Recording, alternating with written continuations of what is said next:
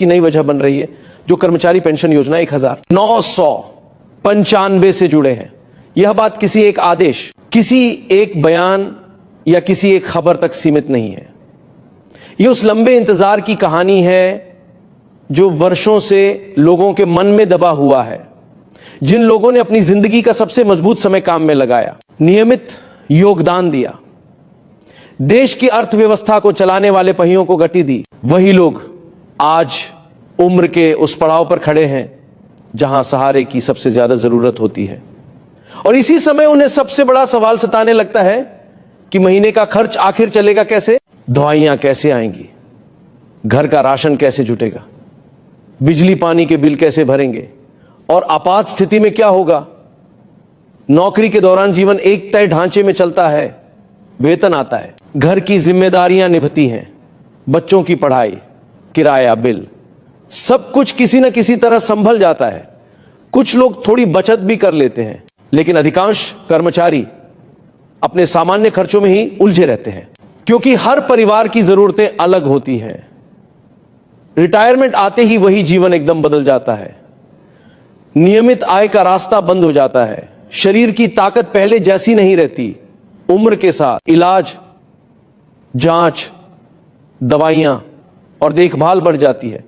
ऐसे समय में पेंशन ही वह आधार होती है जिस पर बुजुर्गों का पूरा जीवन टिकता। पर ईपीएस 95 के अंतर्गत आने वाले बहुत से पेंशन भोगियों के लिए यह आधार पिछले कई वर्षों से कमजोर साबित हुआ है, क्योंकि न्यूनतम पेंशन की राशि इतनी कम रही कि आज की बढ़ती महंगाई के सामने वो अक्सर नाकाफी महसूस होती है। पिछले एक दशक में देश ने बड़े बड़े बदलाव देखे, इंफ्रास्ट्रक्चर, डिजिटल व्यवस्था, नई योजनाएं, बड़ी परियोजनाओं की बातें हर तरफ होती रहीं, विकास की रफ्तार पर चर्चाएं हुई, नई उपलब्धियों के आंकड़े सामने आए। लेकिन इसी दौर में ईपीएस 95 से जुड़े बहुत से लोगों की पेंशन लगभग स्थिर सी रही। महंगाई बढ़ती रही, जीवन की लागत ऊपर जाती रही, किराने का सामान महंगा होता गया, बिजली के बिल बढ़े, इलाज का खर्च कई गुना हुआ और घर चलाने का दबाव बढ़ता गया। कई बुजुर्गों के लिए स्थिति यहां तक पहुंच गई कि उन्हें दवा और राशन के बीच चुनाव करना पड़ा। किसी ने अपनी जरूरी दवा कम कर दी, किसी ने जांच टाल दी, किसी ने अपने शौक तो दूर अपनी बुनियादी जरूरतों में भी कटौती कर दी।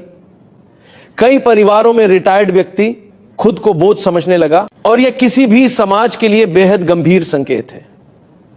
यह स्थिति अचानक नहीं बनी, इसके पीछे वर्षों की अनदेखी, प्रक्रियाओं की देरी और फैसलों को टालने की आदत जैसी बातें रही हैं। कर्मचारी संगठनों ने बार बार सरकार का ध्यान खींचा, ज्ञापन दिए, बैठकों में मुद्दा उठाया, शांतिपूर्ण तरीके से अपनी बात रखी और कई बार कानूनी रास्तों का सहारा भी लिया। हर बार कोई ना कोई कारण सामने आ जाता। कभी कहा गया मामला विचाराधीन है, कभी कहा गया अध्ययन की जरूरत है, कभी वित्तीय दबाव का तर्क दिया गया, कभी प्रक्रियाओं का हवाला दिया गया। लेकिन जमीन पर बैठे पेंशन भोगियों की हालत में कोई ठोस बदलाव नहीं आया। यही वजह है कि यह मुद्दा अब सिर्फ व्यक्तिगत परेशानी नहीं रहा, बल्कि राष्ट्रीय स्तर की सामाजिक चिंता बन चुका है, क्योंकि यह करोड़ों घरों की रसोई और बुजुर्गों की दवाइयों से सीधे जुड़ा है। आज जिस बात ने लोगों का ध्यान खींचा है वह यह है कि संसद की समिति ने इस विषय पर सख्त और स्पष्ट टिप्पणी करते हुए इसे गंभीरता से लेने की जरूरत बताई। इसलिए महत्वपूर्ण माना जा रहा है क्योंकि पहली बार इतने साफ शब्दों में यह स्वीकार किया गया कि कर्मचारी पेंशन योजना 1995 की मौजूदा संरचना आज की सामाजिक और आर्थिक वास्तविकताओं के अनुरूप नहीं बैठती। जब योजना बनी थी तब महंगाई का स्तर अलग था, जरूरतें सीमित थीं और औसत खर्च आज की तुलना में काफी कम था। लेकिन आज का समय बदल चुका है। आज सम्मानजनक जीवन का मतलब सिर्फ पेट भरना नहीं है, बल्कि इलाज, सम्मान, आत्मनिर्भरता, कम से कम इतनी सुरक्षा है कि बुजुर्ग किसी पर निर्भर होकर जीने को मजबूर न हो। समिति ने यह भी संकेत दिया कि अगर कोई बुजुर्ग अपने परिवार या समाज पर पूरी तरह निर्भर होकर जीवन बिताने को मजबूर हो जाए तो यह कल्याणकारी राज्य के मूल विचारों के खिलाफ जाता है। इसी संदर्भ में न्यूनतम पेंशन बढ़ाने की मांग को अब केवल भावनात्मक अपील के रूप में नहीं देखा जा रहा, बल्कि इसे व्यावहारिक और जरूरी कदम माना जा रहा है। क्योंकि वास्तविकता यह है कि उम्र बढ़ने के साथ खर्च कम नहीं होते बल्कि बढ़ते हैं। इलाज, दवाइयां, नियमित जांच, कभी कभी अस्पताल में भर्ती, घर की देखभाल, ये सब खर्च जीवन के आखिरी दौर में ज्यादा सामने आते हैं। और जब पेंशन इतनी कम हो कि वह महीने के शुरुआती दिनों में ही खत्म होने लगे, तब बुजुर्गों के सामने सिर्फ चिंता बचती है। चिंता और असुरक्षा का यह माहौल सिर्फ व्यक्ति को नहीं, पूरे परिवार को प्रभावित करता है। बच्चे भी दबाव में आते हैं, घरेलू तनाव बढ़ता है और समाज की सामाजिक सुरक्षा व्यवस्था कमजोर दिखाई देने लगती है। समिति की सिफारिशों में एक महत्वपूर्ण बात यह है कि पूरे मामले का निष्पक्ष मूल्यांकन कराने की बात कही गई है। यानी केवल अनुमान या अधूरे आंकड़ों के आधार पर फैसला करने के बजाय किसी स्वतंत्र विशेषज्ञ एजेंसी से अध्ययन कराने की सिफारिश की गई है। इसका उद्देश्य यह है कि वास्तविक स्थिति सामने आए, आंकड़ों की सच्चाई स्पष्ट हो और किसी तरह के पक्षपात या अधूरे विश्लेषण की गुंजाइश न रहे। इससे पहले अक्सर यही तर्क दिया जाता रहा कि संसाधन सीमित हैं और बजट पर बोझ पड़ेगा।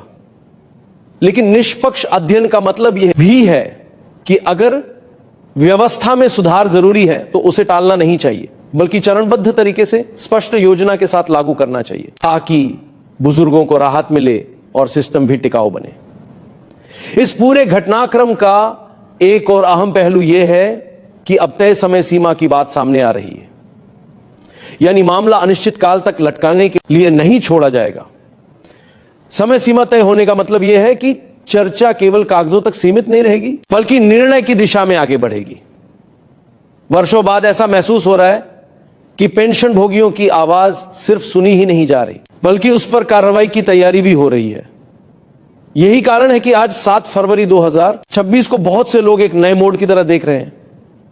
एक ऐसा मोड़ जहां उम्मीद का रास्ता खुल सकता है, बशर्ते की प्रक्रिया ईमानदारी और गंभीरता के साथ आगे बढ़े। मांग का केंद्र वही है जो लंबे समय से उठाई जाती रही है। न्यूनतम पेंशन को सम्मानजनक स्तर तक लाया जाए। यहां सम्मानजनक स्तर का मतलब कोई दिखावा नहीं है। इसका अर्थ है कम से कम इतनी राशि कि बुजुर्ग अपनी बुनियादी जरूरतें पूरी कर सके, दवाइयां समय पर ले सके, अपनी रोजमर्रा की जिंदगी बिना अपमान और बिना मजबूरी के चला सके। जब कोई बुजुर्ग आत्मनिर्भर होता है तो परिवार पर दबाव कम होता है। बेटे बेटियां अपने खर्चों और बच्चों की जिम्मेदारियों में भी संतुलन बना पाते हैं और समाज में यह संदेश जाता है कि व्यवस्था अपने वरिष्ठ नागरिकों का सम्मान करती है। यही बात किसी भी देश के विकास का असली पैमाना होती है। केवल ऊंचे आंकड़े नहीं, बल्कि इंसान की गरिमा भी। इस संघर्ष में कर्मचारी संगठनों की भूमिका भी महत्वपूर्ण रही है। उन्होंने बार बार कहा कि यह लड़ाई किसी टकराव के लिए नहीं है, यह सम्मान और न्याय के लिए है। उनका तर्क सीधा है कि पेंशन कोई खैरात नहीं है, यह कर्मचारियों के वर्षों के योगदान का परिणाम है। नियमित अंशदान के बाद यह अपेक्षा स्वाभाविक है कि रिटायरमेंट के बाद जीवन सुरक्षित और सम्मानजनक रहे। किसी भी व्यवस्था का उद्देश्य यही होना चाहिए कि जिसने पूरा जीवन काम किया वह बुढ़ापे में चिंताओं से मुक्त हो सके। जब बुजुर्गों को हर महीने यह डर लगे कि दवा आएगी या नहीं, राशन आएगा या नहीं, तो यह केवल आर्थिक समस्या नहीं रहती, ये सामाजिक और नैतिक समस्या बन जाती है।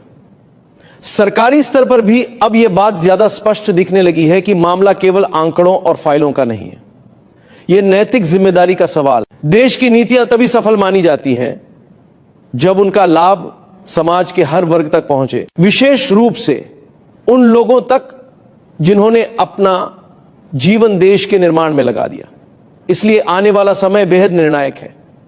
अब देखना यह है कि समिति की सिफारिशों पर वास्तव में किस तरह अमल किया जाता है। निष्पक्ष अध्ययन कितनी तेजी से शुरू होता है और उसके आधार पर सरकार किस दिशा में ठोस फैसला लेती है।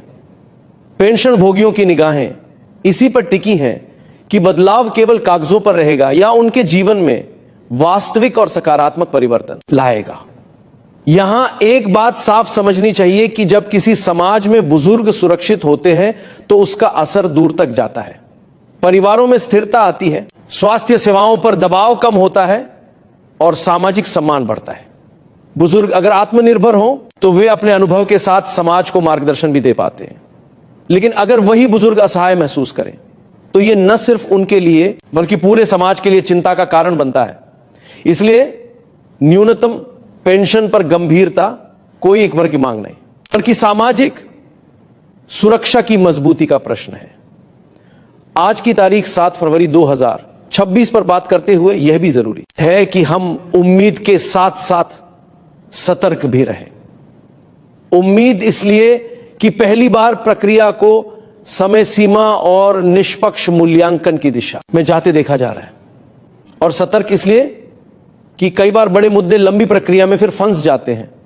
इसलिए पेंशन भोगियों, उनके परिवारों और समाज के जागरूक नागरिकों के लिए यह समय जानकारी को समझने का, सही तथ्यों पर आधारित चर्चा करने का और अपनी आवाज को शांति और मजबूती के साथ बनाए रखने का है। क्योंकि जब तक समाज की निगाह बनी रहती है तब तक फैसलों में गंभीरता बनी रहती है। अगर आप इस विषय से जुड़े अपडेट नियमित रूप से चाहते हैं तो अभी सब्सक्राइब कर लें ताकि कोई भी जरूरी जानकारी आपसे छूटे नहीं। और अगर यह मुद्दा आपको अपने घर, अपने परिवार या अपने आसपास के बुजुर्गों से जुड़ लगता है तो इसे आगे साझा करें ताकि सही बात ज्यादा लोगों तक पहुंचे। ऐसी चर्चाओं में कई बार गलतफहमियां भी फैल जाती हैं। इसलिए जरूरी है कि हम तथ्य आधारित जानकारी पर टिके रहें और वास्तविक जरूरतों को समझें। आप अभी सब्सक्राइब करके जुड़े रहेंगे तो आने वाले समय में जो भी महत्वपूर्ण घटनाक्रम होगा उसे समझना आसान रहेगा। यह भी याद रखना जरूरी है कि यह संघर्ष सिर्फ पैसों का नहीं है, यह सम्मान का संघर्ष है। यह उस भरोसे का प्रश्न है जो एक कर्मचारी अपने सिस्टम पर करता है। नौकरी के दौरान वह नियमों का पालन करता है, योगदान देता है और यह उम्मीद रखता है कि रिटायरमेंट के बाद उसे कम से कम बुनियादी सुरक्षा मिलेगी। अगर वही सुरक्षा कमजोर पड़ जाए तो समाज में भरोसा कमजोर होता है। इसलिए इस दिशा में लिया गया हर ठोस और ईमानदार कदम न सिर्फ ईपीएस 95 के पेंशन भोगियों के लिए राहत बनेगा, बल्कि पूरे देश के लिए एक सकारात्मक उदाहरण भी होगा कि व्यवस्था अपने नागरिकों को नहीं भूलती। आपसे निवेदन है कि इस विषय पर जागरूक रहें और जहां भी जरूरत हो सही जानकारी को आगे बढ़ाएं। अगर आपको लगता है कि ऐसी आवाजें और ऐसे मुद्दे अक्सर दब जाते हैं तो आज ही सब्सक्राइब करें और जुड़े रहें ताकि हम सामाजिक चिंताओं को समझकर जिम्मेदारी के साथ चर्चा कर सकें। और हां, सब्सक्राइब करने के साथ नोटिफिकेशन भी ऑन रखें ताकि जैसे ही कोई नया अपडेट आए आपको तुरंत पता चल जाए। यह छोटा सा कदम कई बार बड़ी जानकारी तक पहुंचने का रास्ता बन जाता है।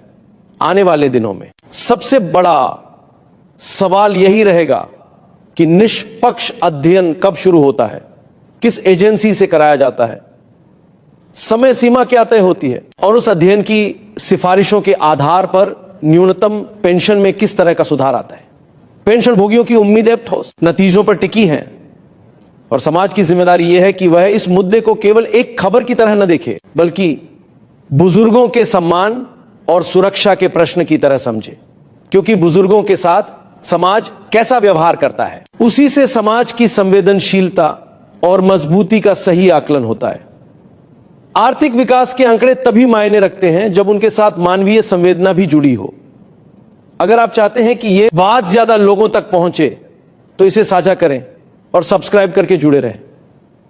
आपकी भागीदारी से ही ऐसी चर्चाएं मजबूत बनती है और जब चर्चा मजबूत होती है तो निर्णय भी ज्यादा जवाबदेह बनते हैं।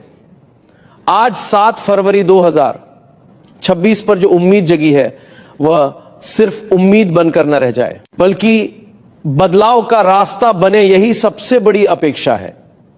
धन्यवाद।